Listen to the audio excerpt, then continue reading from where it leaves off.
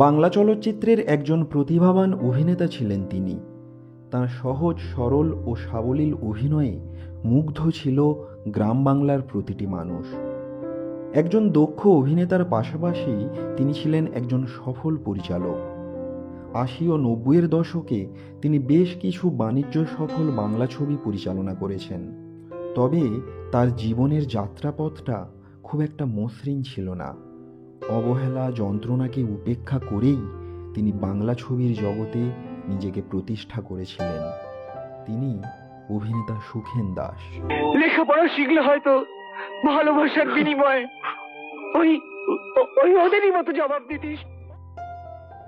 ১৯৩৮-এর ২৮শে জুলাই কলকাতায় জন্মগ্রহণ করেন সুখেন দাস। পুরো নাম সুখেন্দ্রনাথ দাস। পরিবারের আর্থিক অবস্থা ভালো ছিল না।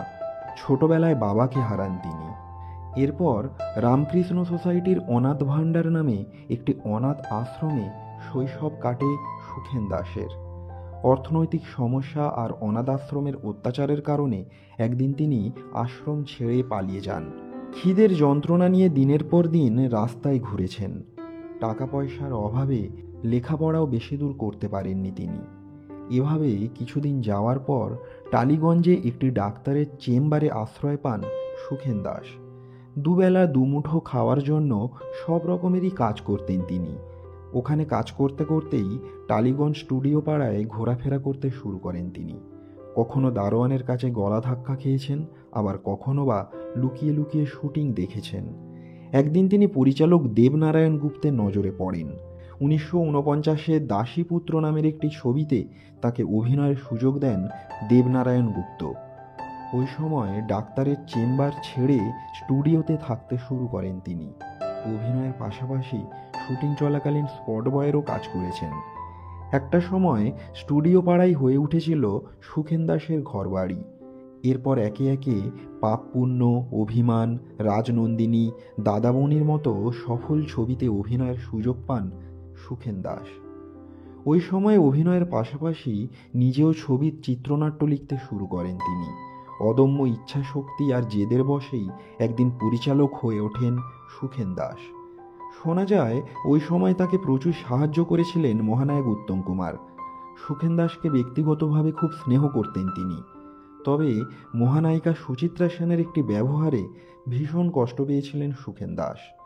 মান অভিমান ছবিতে অভিনয়ের প্রস্তাব নিয়ে তিনি একবার গিয়েছিলেন সুচিত্রা সেনের বাড়ি। সুচিত্রা দেবী তখন অভিনয়ের দুনিয়া থেকে নিজেকে গুটিয়ে নিয়েছেন। সুখেনের ছবিতে অভিনয়ের কথা শুনে প্রচণ্ড রেগে গিয়ে তিনি বলেন, এক্ষুনি তুমি আমার ঘর থেকে বেরিয়ে যাও। সুখেন দাসের পরিচালনায় মায়াক মন্দির, মিলন তিথি, প্রতিশোধ, দেনা পাওনা, মান মর্যাদা, অমরকণ্টক ছবিগুলি বক্স অফিসে ঝড় তুলেছিল। সুখেন দাসের ছবির দর্শক তৈরি হয়ে গিয়েছিল। প্রধানত গ্রাম বাংলার মহিলা দর্শককুল ভিড় করতেন তার ছবি দেখতে। তিনি বাঙালির ঘরের ছেলে হয়ে উঠেছিলেন। পার্শ্ব চরিত্রে অভিনয় করে তুমুল জনপ্রিয়তা পান তিনি। টানা ৫ দশকের অভিনয় কেরিয়ারে ২০টির বেশি বাংলা ছবি পরিচালনা করেছেন সুখেন দাস।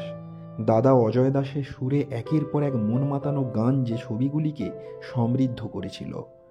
উত্তম পরবর্তী যুগে তার পরিচালিত ছবিগুলি বাংলা চলচ্চিত্র ইন্ডাস্ট্রিকে দাঁড় করিয়ে রেখেছিল।